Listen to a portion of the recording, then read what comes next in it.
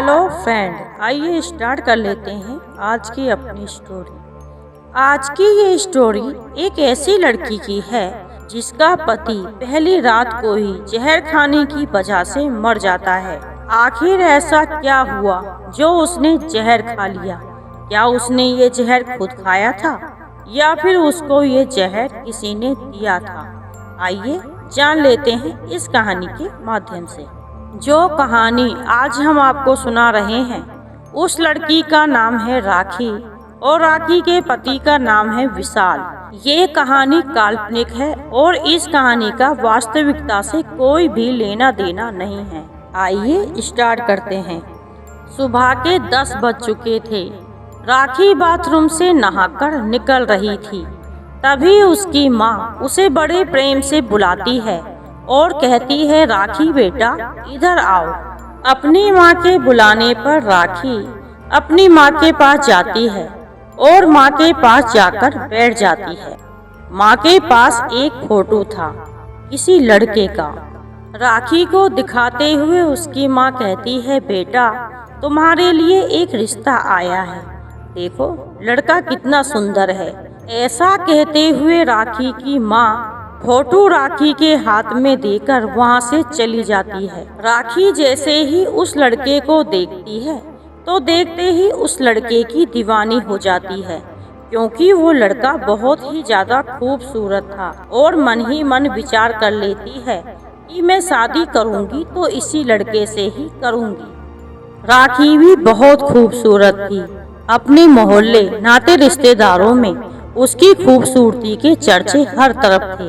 अपनी ही तरह खूबसूरत लड़का पाकर राखी फूली नहीं समा रही थी। कुछ ही दिनों में राखी की शादी हो जाती है और हर लड़की की तरह अपनी आंखों में खूब सारे सपने संजोते हुए राखी अपनी ससुराल पहुंच जाती है। मगर उसे क्या पता था, एक बहुत बड़ी बदनसीबी उसका वहां इंतजार कर रही है। रात हो चुकी थी। राखी अपने कमरे में अपने पति के आने का इंतजार कर रही थी। तभी अचानक से दरवाजे पर दस्तक होती है। राखी दरवाजे की तरफ देखती है तो उसका पति कमरे के अंदर दाखिल होता है। मगर उसका पति बहुत अजीब तरीके से चल रहा था। बहुत ज्यादा डगमगाते हुए वो अपने दाहिने हाथ से राखी की तरफ इशारा करता है, जैसे राखी से कुछ कहना चाहता हो, मगर कुछ कहे बिना वो बिस्तर पर गिर जाता है और बेहोश हो जाता है। राखी जल्दी से अपने पति को उठाती है और उसका सर अपनी गोदी में रखती है, लेकिन जो राखी ने देखा वो देखकर राखी के होश ही उड़ गए। राखी के पति विशाल के मुंह से और नाक से खून निकल रहा था। ये देखकर राखी बहुत जोर से चीख पड़ती है। उसके चीखने की आवाज सुनकर उसकी सास, ननद, देवर सभी लोग कमरे में आ जाते हैं और कहते हैं, क्या हुआ? राखी कहती है कि देखिए ना, इनकी नाक और मुंह से खून निकल रहा है। राखी का देवर तुरंत अपने भाई की नाक पर हाथ लगाकर देखता है और कहता है कि भैया तो इस दुनिया में नहीं रहे। तभी राखी की सास जोर जोर से चिल्लाने लगती है, हाय रे, इसने मेरे बेटे को जहर देके मार दिया। इतने में राखी की ननद पुलिस को फोन कर देती है। तुरंत ही पुलिस वाले घर पर आते हैं और राखी के ससुराल वाले कहते हैं कि ले जाओ इसे, इसने ही मेरे बेटे को जहर देके मार दिया है। राखी अपनी सफाई में बहुत कुछ कहती है, चीखती है, चिल्लाती है, मगर उसकी बात पर कोई भी यकीन नहीं करता और राखी को ले जाकर जेल में डाल दिया जाता है। एक दिन राखी अपने घुटनों पर सर रखकर रो रही थी। तभी अचानक से एक हाथ उसके कंधे पर आता है। राखी चौंक जाती है और ऊपर देखती है तो वो देखती है कि सामने एक महिला खड़ी है और उसने पुलिस की वर्दी पहनी हुई है और उसके हाथ में एक चने का पैकेट है, जिसमें से निकाल कर वो चने खा रही थी। वो राखी को बहुत ही अजीब तरीके से देख रही थी और राखी से कहती है, क्या तेरा ही नाम राखी है? तू ही है वो जो अपने पति को मारकर इस जेल में आई है? देखने में तो बड़ी खूबसूरत और मासूम लगती है। तुझे देखकर तो कोई भी नहीं कह सकता कि तू खून भी कर सकती है। वो पुलिस वाली औरत देखने में बड़ी अजीब लग रही थी। हिम्मत दिखाते हुए राखी कहती है कि मैंने अपने पति को नहीं मारा। ये सब झूठे इल्जाम हैं जो मुझ पर लगाए जा रहे हैं। मैं बेगुनाह हूँ और कुछ नहीं। तभी वो पुलिस वाली औरत कहती है, मेरी बात ध्यान से सुनो। क्या तुम जेल से निकलना चाहती हो? मैं तुम्हें इस जेल से छुड़ाने आई हूँ। कल तुम्हें जेल से बेइज्जत बरी कर दिया जाएगा। राखी जैसे ही पुलिस वाली की बात सुनती है तो सुनकर चौंक जाती है और पूछती है, कौन है वो जो मुझे जेल से छुड़ाना चाहता है? तुम्हें इससे कोई लेना देना नहीं होना चाहिए।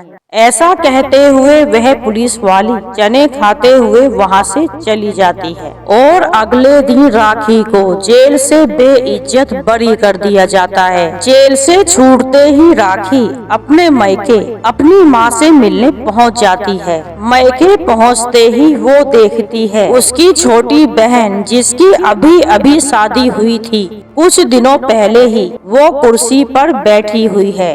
उसे देखकर राखी बहुत खुश हो जाती है और उसे गले लगाने के लिए अपने दोनों हाथ फैलाती है। तभी उसकी छोटी बहन कहती है, वहीं रुक जाओ, मुझे गले लगाने की कोई जरूरत नहीं है।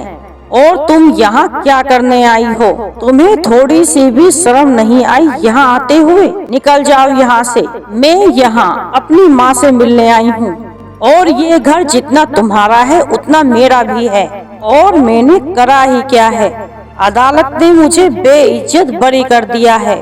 तभी राखी की छोटी बहन कहती है, तेरी वजह से मुझे मेरे ससुराल वालों ने धक्के देकर निकाल दिया और मेरे पति ने मुझे छोड़ दिया। वो कहते हैं जिसकी बड़ी बहन अपने ही पति की खूनी हो, उसकी छोटी बहन से हमारा कोई लेना देना नहीं है। तुम्हारी वजह से मेरी हंसती खेलती जिंदगी बर्बाद हो गई। तुम्हारी वजह से ही मेरा घर टूटा है। और कौन सी माँ और कौन से मैके की बात कर रही हो? तुम्हारी वजह से ही माँ की भी मौत हो गई। माँ सदमा बर्दाश्त नहीं कर पाई और मर गई। मरने से पहले माँ ने ये बंगला और ये प्रॉपर्टी मेरे नाम कर दी है और अब मैं जिसे चाहूंगी वो ही यहाँ रह सकता है और मैं ये कभी नहीं चाहूंगी कि तुम यहाँ रहो। इसलिए बेहतर यही है कि तुम यहाँ से चली जाओ। अपनी छोटी बहन की बातें सुनकर राखी को बहुत दुख होता है और वो अंदर ही अंदर काफी टूट जाती है। लेकिन अब वो बेचारी क्या कर सकती थी, इसलिए अपनी माँ को याद करते हुए वह वहाँ से चली जाती है। राखी का ना तो आसरा अपनी ससुराल में था और ना ही अपने मायके में। राखी इस समय अपने आप को बहुत टूटा हुआ और बिल्कुल अकेला महसूस कर रही थी। अब राखी सोच रही थी कि आखिर वो जाए तो जाए कहाँ। अब तो खुले आसमान के अलावा उसके पास कोई छत भी नहीं थी। राखी को मानो आज अपनी खूबसूरती भी बोझ लग रही थी। अपनी खूबसूरती की वजह से उसे रात को अकेले जाने में भी डर लग रहा था। राखी रात को जाकर एक फुटपाथ पर बैठ जाती है जहाँ पर अक्सर गरीब लोग सोते रहते हैं। अब तो राखी को भी अपना कोई नजर नहीं आ रहा था। राखी को लग रहा था कि वो अनाथ है और अब यही उसका घर है। तभी एक पीछे से आवाज आती है, राखी। राखी पीछे मुड़कर देखती है तो एक भिखारी खड़ा हुआ था। तभी राखी मन में सोचती है कि अरे ये तो वही भिखारी है जो अक्सर हमारी गलियों में दिखाई पड़ता है। वो भिखारी राखी से कहता है कि राखी, मैं तुम्हारे बारे में सब जानता हूँ और मुझे ये भी पता है कि तुम यहाँ क्यों बैठी हो, क्योंकि इस वक्त तुम्हारे पास ना तो कोई घर है और ना ही कोई ठिकाना। राखी, मैं तुमसे एक बात कहना चाहता हूँ, क्या राखी तुम मुझसे शादी करोगी? जैसे ही वो भिखारी राखी से ये कहता है वो चौंक कर उसकी तरफ देखती है। तभी वह भिखारी कहता है, सोच लो समझ लो, मैं कहीं दूर नहीं हूँ, यहीं सामने मेरी झोपड़ी है। ऐसा कहते हुए वह भिखारी वहाँ से चला जाता है। हालांकि राखी अपने पति विशाल से बहुत प्यार करती थी, मगर मन में आज की स्थिति को देखकर सोचती है कि मेरे पास ना तो कोई घर है और ना ही कोई ठिकाना। एक खुले आसमान के नीचे आखिर कब तक रह सकती थी वो। इसलिए राखी भिखारी के पास जाती है और उससे शादी के लिए हाँ कर देती है और कहती है शादी के बाद हम दोनों एक दोस्त की तरह ही रहेंगे। अगर तुम्हें शर्त मंजूर है तो मैं शादी के लिए तैयार हूँ।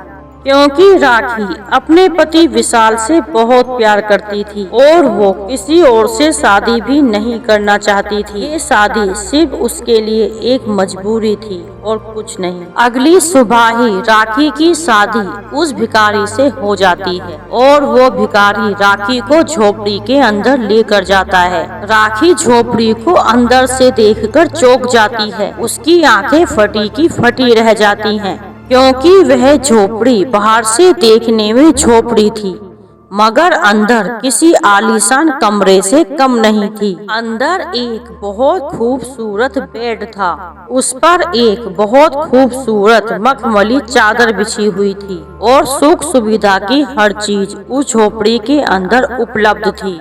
तभी वह उस भिखारी से पूछती है कि ये क्या चमत्कार है।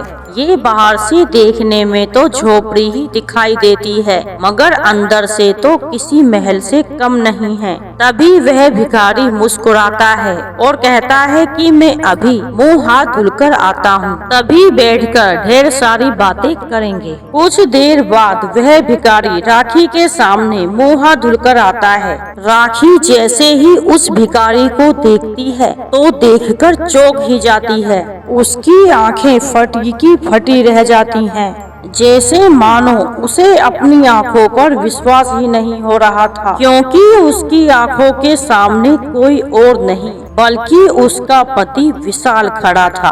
राखी जैसे ही विशाल को देखती है उसकी खुशी का ठिकाना नहीं रहता और वो उसे गले से लगा लेती है। तुम्हें जीवित देखकर मैं इतनी खुश हूँ कि मैं तुम्हें बता नहीं सकती। मेरी खुशी का तो ठिकाना ही नहीं है। और कहती है विशाल, ये चमत्कार आखिर कैसे हुआ। विशाल राखी को सारी बात बताता है कि उसके पापा ने दूसरी शादी की थी और उसके परिवार वाले, उसकी माँ, उसके भाई बहन सभी सौतेले हैं। पूरी प्रॉपर्टी मेरे पापा ने मेरे नाम पर ही कर रखी थी और वो लोग मेरी प्रॉपर्टी हड़पना चाहते थे। इसीलिए उन्होंने मुझे जहर देकर रास्ते से हटा दिया, मगर मेरे मरने के बाद वह प्रॉपर्टी तुम्हारे नाम पर आ जाती। इसलिए मेरे खून के इल्जाम में इन्होंने तुम्हें फंसा दिया और तुम्हें जेल भेज दिया, जिससे कि तुम्हें फांसी हो जाए और सारे प्रॉपर्टी के मालिक ये बन जाएं। जबकि मुझे जहर किसी और ने नहीं बल्कि मेरी सौतेली माँ और भाई बहन ने ही दिया था।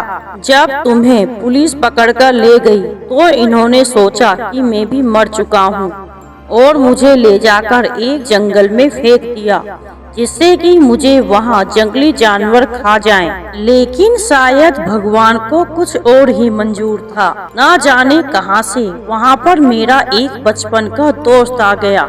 उसके बाद उसने मेरी बहुत सेवा की, मुझे अच्छे अच्छे डॉक्टर को भी दिखाया और एक दिन फिर मैं बिल्कुल सही हो गया। और जैसे ही मैं सही हुआ तुमसे मिलने के लिए बेचैन हो उठा और जब तुमसे मिलने के लिए घर आ रहा था तभी मैंने रास्ते में लोगों को बातें करते सुना कि पुलिस मुझे मारने के जुर्म में तुम्हें पकड़कर ले गई है। उसके बाद मैं जज साहब के सामने पेश हुआ और उन्हें सारी कहानी कह सुनाई और फिर जज साहब ने तुम्हें बेइज्जत बरी कर दिया। वो पुलिस वाली भी जज साहब के कहने पर ही तुम्हारे पास तुम्हें छुड़ाने आई थी।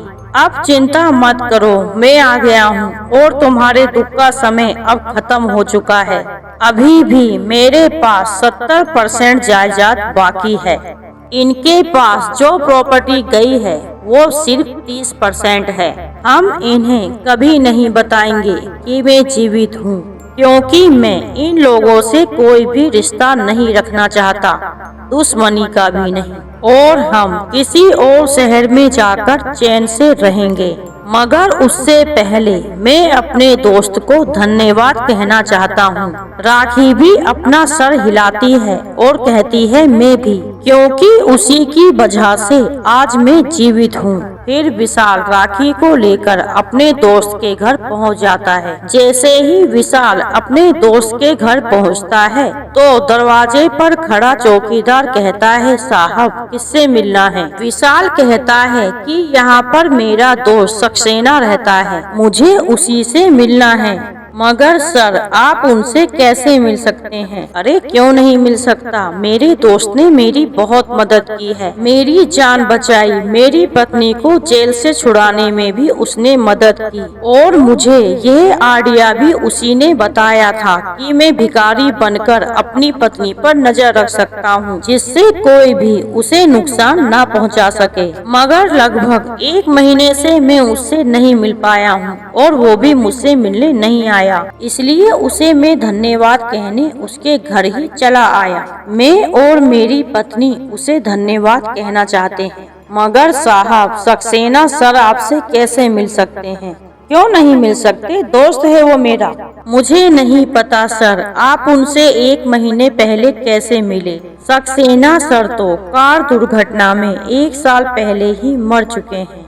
विशाल जैसे ही चौकीदार की बात सुनता है, उसके पैरों तले से तो जमीन ही खिसक जाती है। उसे उसकी बात पर यकीन नहीं हो रहा था। वो बंगले के अंदर जाता है तो सामने देखता है कि उसके दोस्त का सामने फोटो टंगा हुआ है और उस पर फूलों की माला चढ़ी हुई है। अब विशाल को समझने में देर नहीं लगी कि वो कौन था जो उसकी मदद के लिए आया था। विशाल ने बाजार से ताजे फूलों की माला मंगाई और अपने दोस्त के फोटो पे चढ़ाते हुए उसे धन्यवाद करा, और अपनी आंखों में आंसू भरते हुए विशाल ने कहा, धन्य है तू और तेरी दोस्ती, तुमने मरने के बाद भी अपनी दोस्ती निभाई। दोस्त तेरा ये उपकार मैं कभी नहीं चुका पाऊंगा। ऐसा कहते हुए विशाल और विशाल की पत्नी वहां से चले जाते हैं। और इसी के साथ हमारी आज की कहानी समाप्त होती है।